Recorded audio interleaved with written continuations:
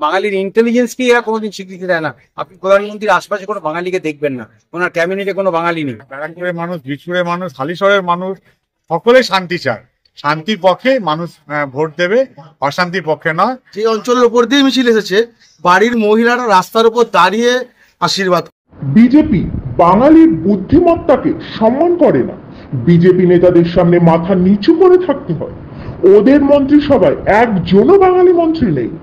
আমি বিজেপির সাংসদ ছিলাম, প্রচন্ড বিরক্তি নিয়ে দল ছেড়েছি। ব্যারাকপুর লোকসভা তৃণমূল প্রার্থী পার্থ ভৌমিকের নির্বাচনী প্রচারে বিজেপির বিরুদ্ধে এভাবেই ক্ষোভ উগড়ে দিলেন গায়ক মন্ত্রী বাবুল সুপ্রিয়। বীজপুরের বিধায়ক সুবোধ অধিকারীর নেতৃত্বে শনিবার সকালে হুটখোলা গাড়িতে হালিশহরে রোড শো করলেন বাবুল। বাণী মন্দির থেকে শুরু হয়ে দাসপাড়া, চৈতালি সংঘ, জোড়া পার্টি অফিস, ভারতী সংঘ হয়ে হালিশহর স্টেশন রোডের নবনগর মোড়ে এসে শেষ হয় এই রোড শো। পুরো ভাগে ছিলেন হালিশহর পুরসভার চেয়ারম্যান শুভঙ্কর ঘোষ ও হালিশহর টাউন তৃণমূল সভাপতি প্রবীর সরকার। তীব্র তাপপ্রবাহকে উপেক্ষা করেই রাজপথে মানুষের এই বিশাল ঢল দেখে আপ্লুত মন্ত্রী বাবুল সুপ্রিয়। ভাই, এখানকার পপুলার এমএলএ, ওকে অনেক ধন্যবাদ জানাবো। খুব সুন্দর রুট বানিয়েছিল, অনেকটা আমরা কভার করতে পেরেছি এবং মানুষের যে স্বতঃস্ফূর্ততা দেখছি তাতে একটা জিনিস পরিষ্কার বোঝা যাচ্ছে যে ব্যারাকপুর একটা বহু পুরনো জায়গা, একটা শিল্পাঞ্চল, যেখানে প্রচুর নানা রকমের শিল্প ছিল। আমি ব্যান্ডেলে বড় হয়েছি, হুগলিতে ঘাট ট্রেনে আসতাম, নৈহাটিতে, এসব আমার খুব চেনা যায় না। তো আমি এটাই বলবো যে এখানে যে দাঙ্গা, সন্ত্রাস, খুনোখুনি, দুদিন অন্তর গোলাগুলি চলছে, এই সংস্কৃতি থেকে এখান থেকে মানুষ কিন্তু নিস্তার চাইছে। সেটার জন্য আমার মনে হয় যে একদম সঠিক যে প্রার্থী আমাদের দল থেকে দেওয়া হয়েছে, পার্থদা মিশন থেকে পড়াশোনা করেছেন, একজন শিক্ষিত ভালো মানুষ, সাংস্কৃতিক জগতের মানুষ, পরিচ্ছন্ন রাজনীতি করেন, হাসি মুখে মানুষের কথা শোনেন। এরকমই একজন মানুষের ব্যারাকপুরের জন্য দরকার। এবং আমি বলবো যে এলাকার মানুষও কিন্তু এই, আমি নিজে বিরোধী রাজনীতি করেছি, সেইখান থেকে আমি বলতে পারবো যে অত্যন্ত বিকৃতিতার সঙ্গে বিজেপি দলটা আমি ছেড়েছি। কারণ কোনো বাঙালিকে ওরা আগে যেতে দেয় না। কোথাও না কোথাও গিয়ে আপনাকে মানে কি করবো, নতমস্তকে তাদের পায়ের সামনে ঝুঁকে দাঁড়াতে হবে, তবে আপনি সেখানে উন্নতি করতে পারেন। যে কোনো অন্যান্য ফিল্ডে যাদেরকে মানুষ ভালোবাসে, কোনো আত্মসম্মাননা মানুষ কিন্তু বিজেপিতে থাকতে পারে না। আমি যে আসানসোলে কালকে যাবো, আমার দায়িত্ব দিয়ে, আপনি দেখুন ওখানে শত্রুঘ্ন সিনহা, কীর্তি আজাদ, সবাই যারা অন্য জায়গায় সাকসেসফুল, তারা কেউ বিজেপিতে ওইরকম ভাবে গোলামি করে থাকতে পারবে না। সেই জন্য আমি বলবো এরা বাংলার মানসিকতাই বোঝে না, বাংলার যে মন, বাংলার যেভাবে ভাবে, বাংলার মনন, বাঙালির ইন্টেলিজেন্সকে এরা কোনোদিন স্বীকৃতি দেয় না। আপনি প্রধানমন্ত্রীর আশপাশে কোনো বাঙালিকে দেখবেন না, ওনার ক্যাবিনেটে কোনো বাঙালি নেই।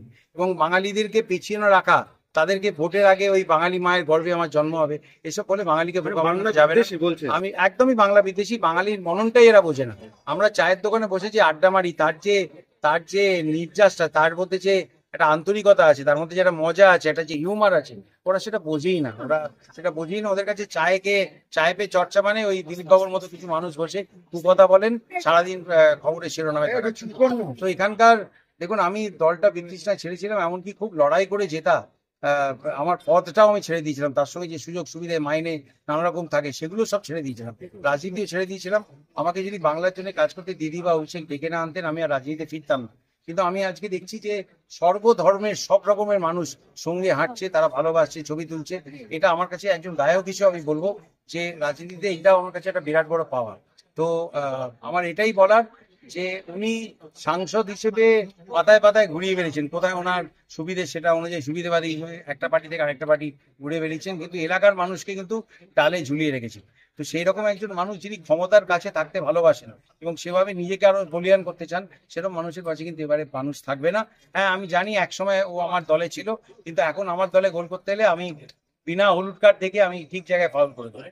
তো আমি এটাই বলবো যে বাহুবলী হতে পারেন, অনেক রকমের প্রলোভন দেখাচ্ছেন, অনেক রকমের ভয় দেখাচ্ছেন, অনেক কিছু ছড়াচ্ছেন, আমরা সবই জানি, কিন্তু ভোট জিততে পারবেন না। কারণ এলাকার মানুষ একজন ভদ্র সুসভ্য মানুষকে চায়।